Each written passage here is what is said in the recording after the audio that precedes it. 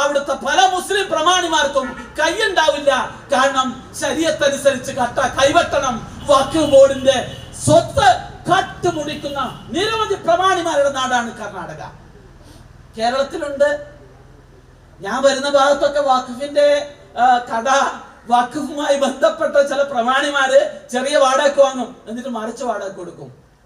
നിങ്ങളറിയോ, അങ്ങനെ ഇന്ത്യയിലാകെ ഇന്ന് രജിസ്റ്റേർഡ് വഖഫ് പ്രോപ്പർട്ടി എന്ന് പറയുന്നത് പാർലമെന്റിൽ കിരൺ റിജിജു പറഞ്ഞത് 8,75,000 രജിസ്റ്റേർഡ് വഖഫ് ഭൂമികളുണ്ട്, സ്ഥാപനങ്ങളുണ്ട്. ആ സ്ഥാപനങ്ങളിൽ നിന്ന് കിട്ടുന്ന വരുമാനത്തിലാണ് ഒരു വർഷം 160 കോടി.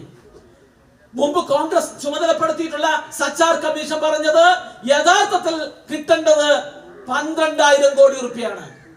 അപ്പൊ എന്താ കാണിക്കുന്നത്?